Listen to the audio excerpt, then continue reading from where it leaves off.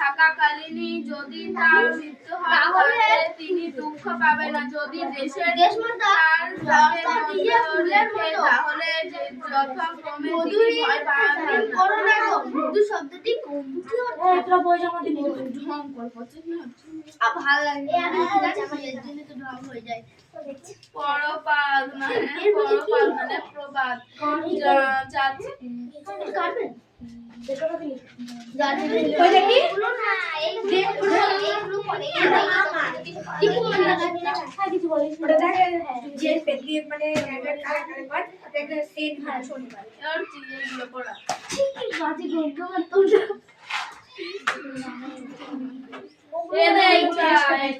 আমাকে শিখাই চল আমি ভাবছেন ওটাকে বলতে চলে গেলাম তাই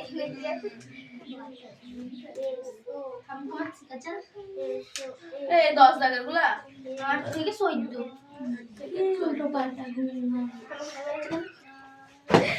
বুঝতে পারছি না কি মুখস্থ করেছিস হয়নি কবি নিজেকে বঙ্গবন্ধু এই আমি কিন্তু এটা ইচ্ছা করে বলিনি আমি প্রথম থেকে পড়ার চেষ্টা করছিলাম আর তুই বল দিলে আমি কি করব কবি নিজেকে বঙ্গবন্ধু দাস বলার মধ্যে দিয়ে তার বঙ্গবন্ধু দাস বলে দিয়ে তার এই দেখে দেখে ধারছিস কবিতা কিন্তু বই জমা দিবি মনোভাবে তা তুই বই জমা দিসনি কেন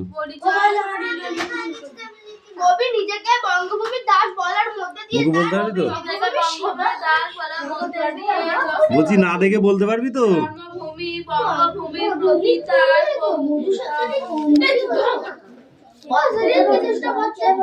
অবশ্যই হবে ওরকম করলে সবার ডিস্টার্ব হবে আমার ডিস্টার্ব হচ্ছে অত দূরে থাকে এর কাছে না বসে প্রযুক্ত হইছি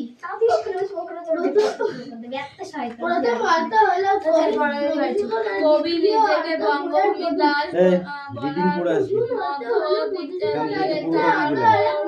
কোন মনোভাব তৈরি হয়েছে কবি নিজেকে বঙ্গভূমি দাস বলার মধ্যে দিয়ে জন্মভূমি বঙ্গভূমির প্রতি তার আকৃতি ভালোবাসা ও পূর্ণ মনোভাব পরিচিত হয়েছে।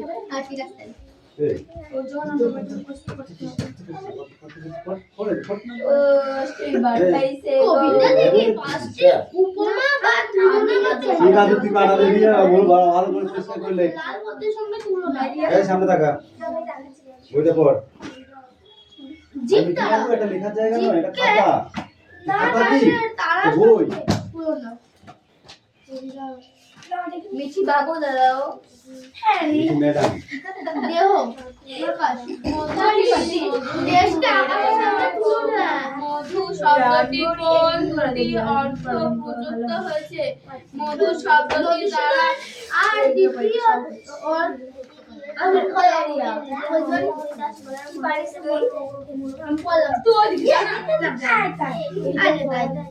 জিজ্ঞাসা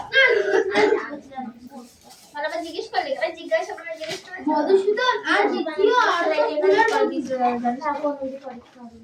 এগুলো মনে রাখতে হবে এটা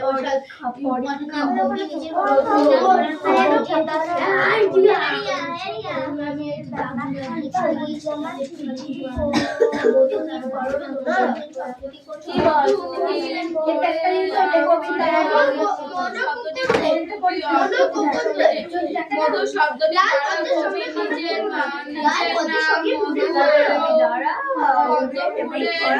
পদ্মফুলের মধু এই দুটি শব্দ বুঝিয়েছে মধু শব্দটি নাম মধু নিজের নামের মধু এবং পদ্মফুলের মধু কবির থেকে পাঁচটি উপায় উমা শব্দটি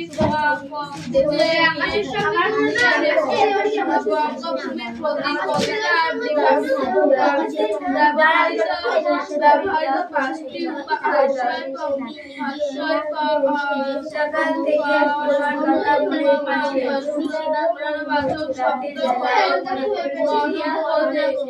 জীবন তার দেহে আকাশ জীবন নদের স্থলে জীবন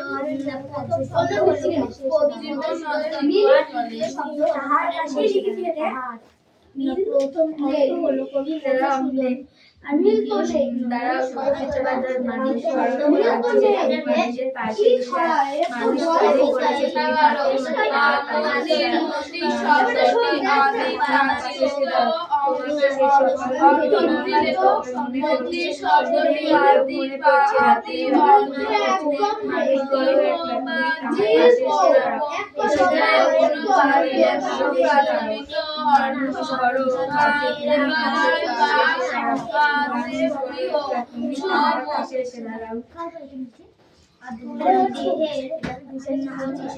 মন্দির শব্দটি আদি প্রচলিত অর্থ দুটি লেখো।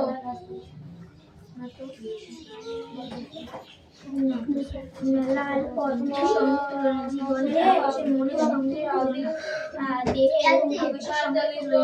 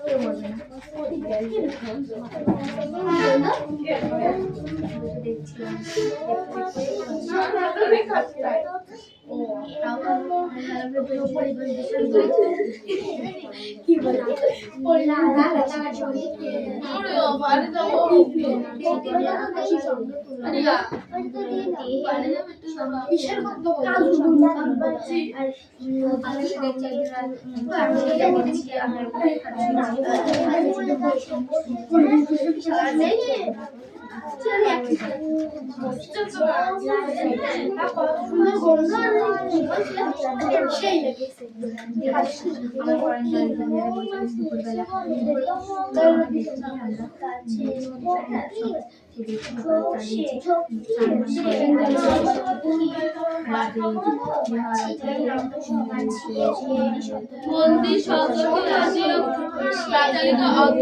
লেখো। মন্দির শব্দটি আদি অর্থ গৃহ বা যে কোনো বাড়ি এবং প্রচলিত অর্থ বিদ্যালয় বা নাম শব্দটি কবিতায় কোন অর্থ ব্যবহৃত হয়েছে? নাম শব্দটি কবিতায় ব্যবহৃত একটি অর্থ মন আর অন্যটি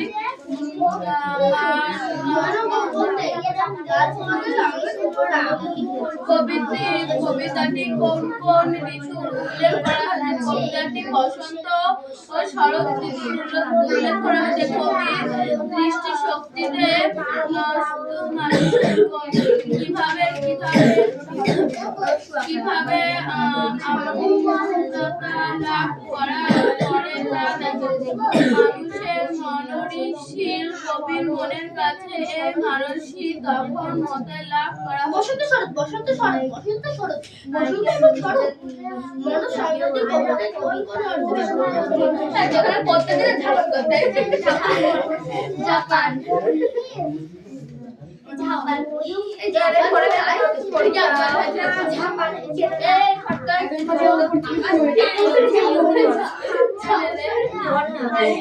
এই আছে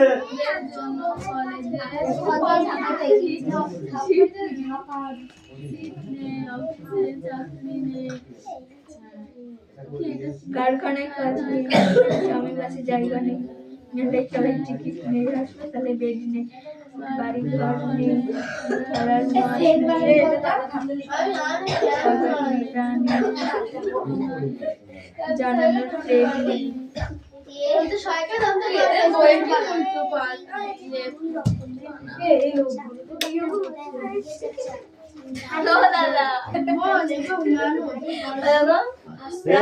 মার খাবি কিন্তু এবার। শেষ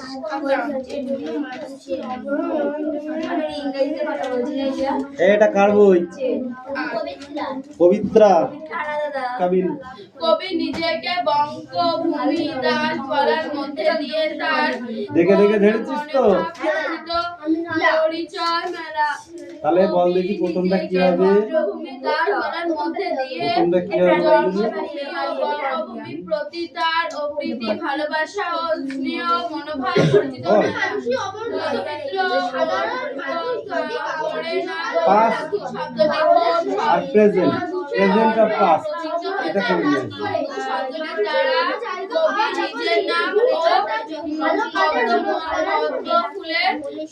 Past আর present।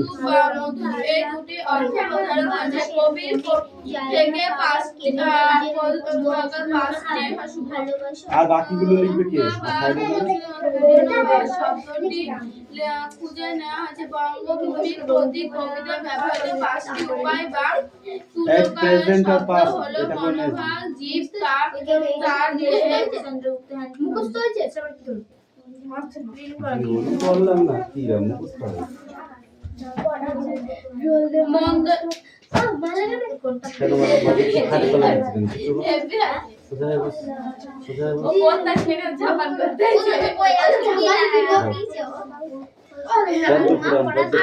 মন্দির শব্দটি আগে প্রচলিত অর্থ এ মিষ্টু কামিন কাম কাম কাম। যে কোনো বাড়ি এবং প্রচলিত অর্থ দেবালয় বা দেবগৃহ। মানব শব্দটি কবির কোন কোন অর্থে ব্যবহৃত হয়েছে? মানব শব্দটি কবির ব্যবহৃত একটি অর্থ মন, অন্যটি মানুষের। ওইটা ডি, ওইটা জি। কবিতাটি কোন কোন এই ঋতুতে করা হয়েছে? আই কবি যে দৃষ্টি শব্দটি কে এল মন্দির শব্দটির অর্থ হলো M N O P Q R S T U V W X Y Z. A for কি বল? Apple, A P P L E বলো। এটা ছোট ছোট করে লেখা আছে, A P P L E apple. Apple, apple মানে আপেল। B for B double O K book. Book মানে কি? C for C A T cat. Cat মানে কি? তোমার মতো একটা বিড়াল, তুমি যেরকম একটা বন বিড়াল, ওটাও বিড়াল, এটাও বন বিড়াল। D for D E E R deer. Deer মানে কি? হরিণ। E for E L E P H A N T elephant. Elephant মানে কি? হাতি। তুই দেখেছিস হাতি? কোথায় দেখেছিস হাতি? কোথায় দেখেছো বলো? হাতি কোথায় দেখেছো তুমি? F for F I S H fish. Fish মানে মাছ। এই 6টা পড়ে আসবা তুমি ভালো সুন্দর করে, ঠিক আছে? নগো stand up, come in come in. খুদে বাবু গাড়ি চালা, এখানে আয়। আমি লিখতে শুরু করে দিলাম। লিখে না ধরবে। মুখে ধরবো, মুখে। তাই বলো। খুদে বাবু ফুল গাছে বসে যেন পক্ষী। পক্ষী মানে কি? পাখি। তারপর মৌমাছি এসে বলে এ তো মহাঝক্কি। আস্তে কথা বল, তোর কথা তো পড়াতেই পারছি না আমি। মধু খাবো, সরে যাও। বাবু বলে চপড়াও। তুমি আছো বলে গেছে, বসবে না কি লক্ষ্মী। বুঝছো কত সুন্দর পড়া। এই ওইখানটায় যা, ওর কাছে ওখানে দাঁড়া। আরো সর, এটা দাঁড়া, বল।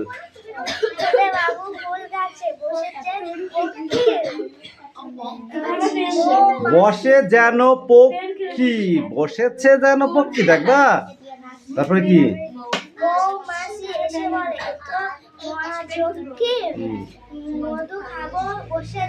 মধু খাবো, সরে যাও। তারপর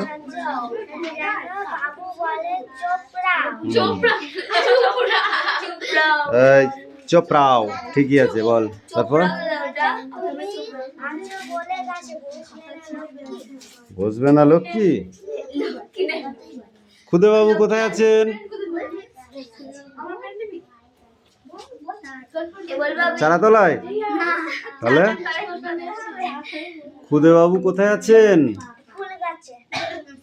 ফুল গাছে। ফুল গাছে কে বসে? পক্ষী। পক্ষী মানে পাখি। এ তো মহাঝক্কি, এ কথাটি কে কাকে বলেছিল? কাকে বলেছিল? পাখিকে।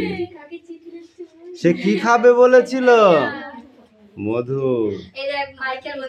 বাবু তাকে কি বলেছিল? চপড়াও কেন বলেছিল? তুমি আছো বলে গাছে, আর বসবে না লক্ষ্মী। আর কোনো লোক এসে বসবে না, তুমি গাছে আছো বলে দেখবা। চপড়াও, বদমাইশ।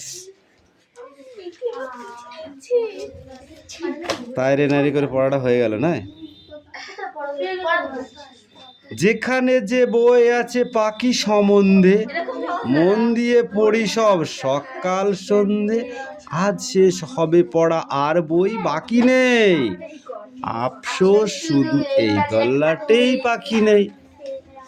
কোথায় পাখি নেই? লেখক কে? সত্যজিৎ রায়।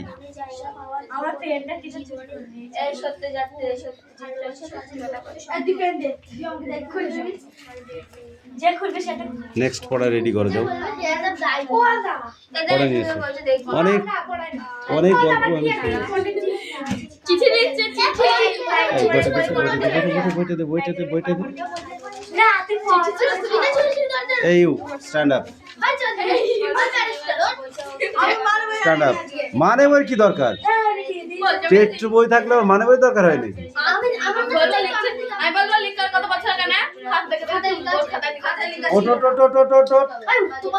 Stand up. মন্দির শব্দটি আদি প্রাচীনকালের অর্থ কি? অর্থ দুটি লেখো। মন্দির শব্দটির আদি প্রাচীনকালের অর্থ দুটি বলো।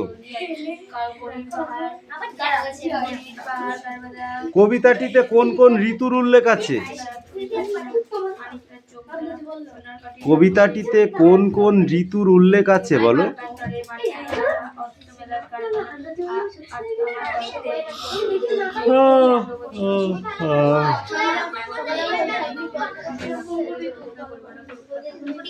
এই স্ট্যান্ড আপ। এখানে স্পিক আউট। কবিতাটিতে কোন কোন ঋতুর উল্লেখ আছে?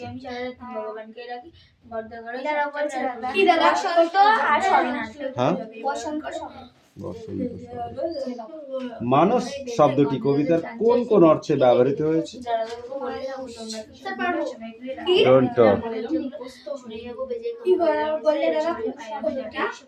কোন কোন অর্থে ব্যবহৃত হয়েছে?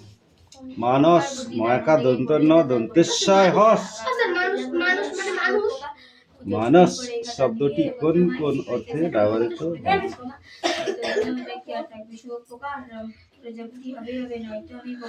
চুপ করে দাঁড়াও, পিছনে যা। এই ও কামিন।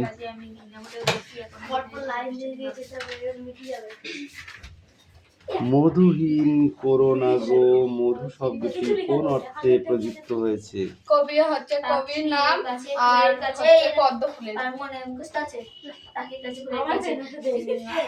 কবিতাটিতে কোন কোন ঋতুর উল্লেখ রয়েছে? মন্দির শব্দটির আদি প্রাচীন অর্থ দুটি লেখো।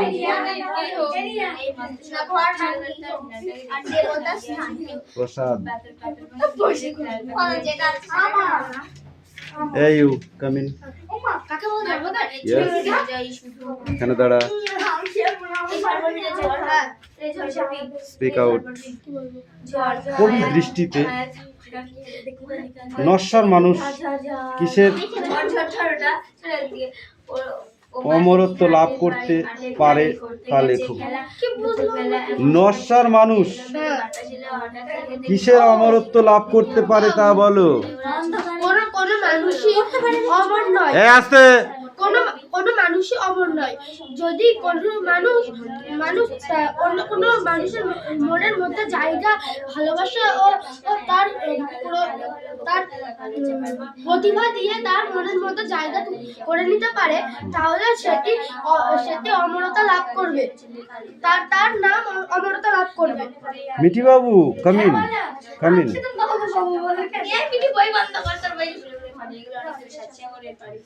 কবিতাটি থেকে 5টি উপমা তুলনাবাচক শব্দ খুঁজে নিয়ে লেখো। পদ্ম, লাল পদ্ম,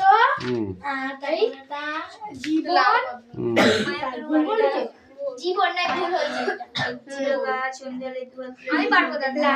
বল। লাল পদ্ম জীবনের তুলনার সঙ্গে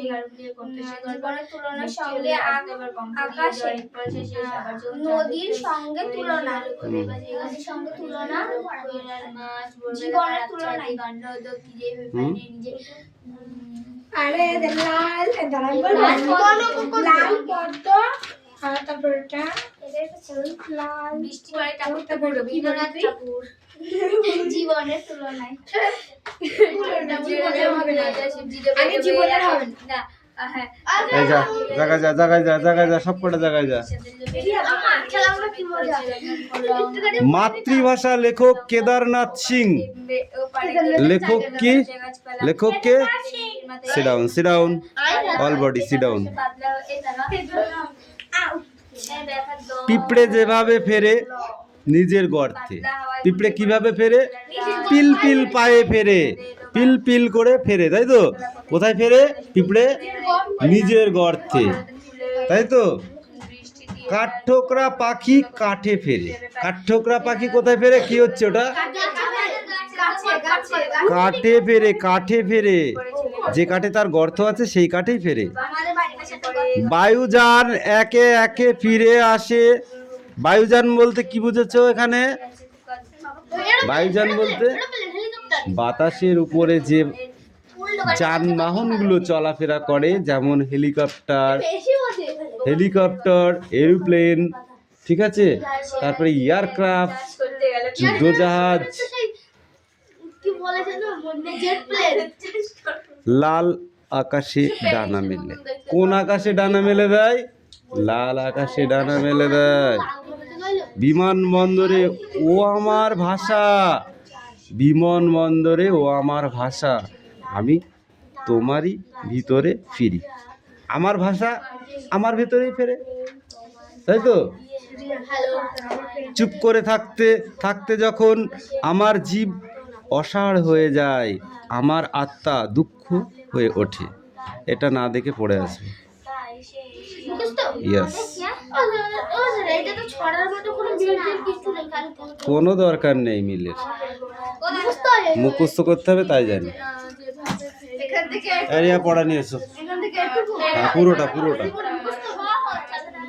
এ হেবি সোজা। এ দে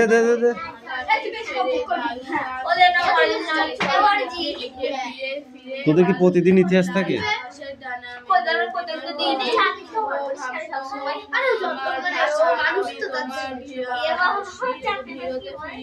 এই কামিন, স্ট্যান্ড আপ। চারটি যুদ্ধ হয় কত সাল থেকে কত সালের মধ্যে? এখানেই তোমাদের পড়ার ভিতরে আছে ওটা। একটা হচ্ছে কি 1767 আর একটা হচ্ছে 1799 হচ্ছে দাদা।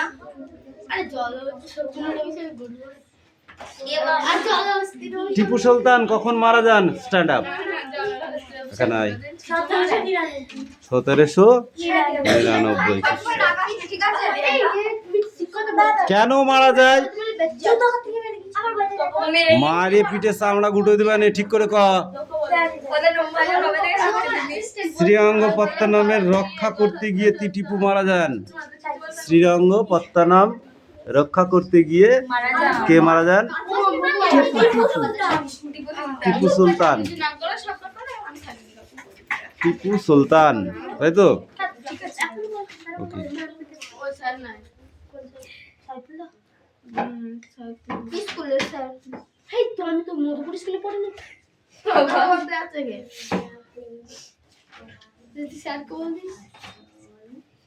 বন্দিবাসে যুদ্ধ হয়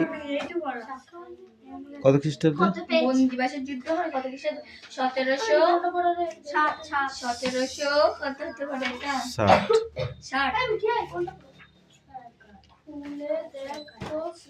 দেখ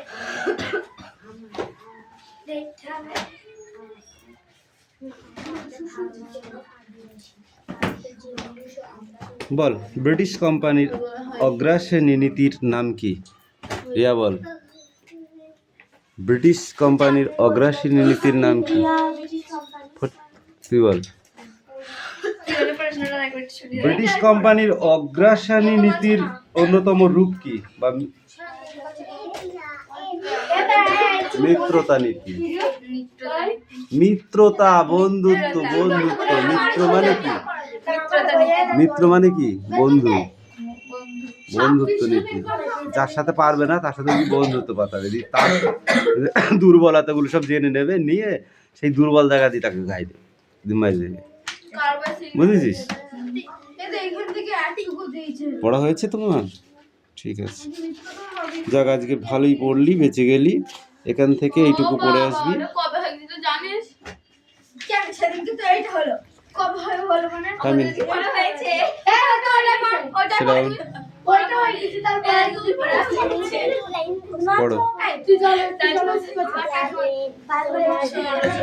চয়ন কাবিন।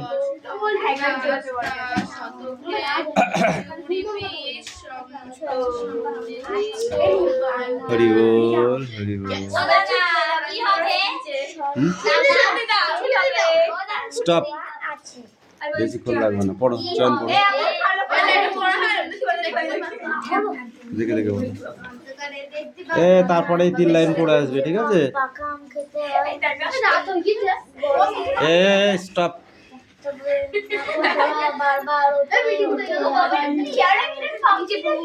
কথা কম, কথা কম, কথা কম বল। পড়াটা শুনতে দে, পড়াটা শুনতে দে আমাকে। মিঠাই, ওর জায়গায় কেন বসেছিস?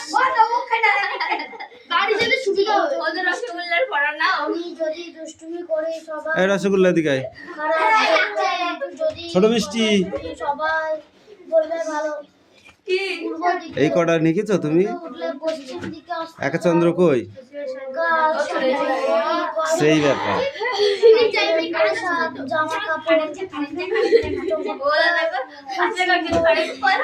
কারেন্ট গেলেই তোকে মারবো আমি।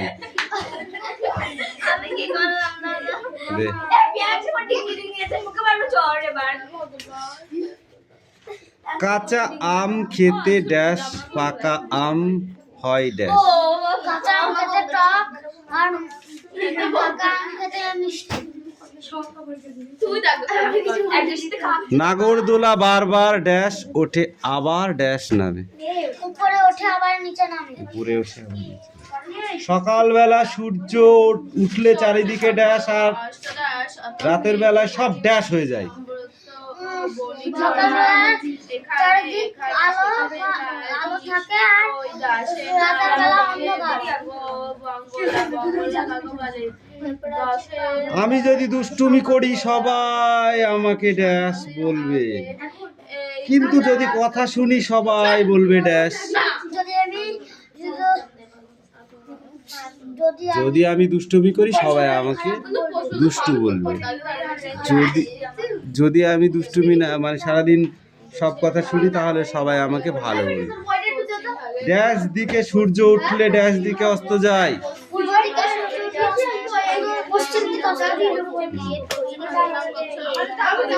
নানা রঙে কুড়ি থেকে হয় নানা রঙের ড্যাশ ফল পাতা ফুল।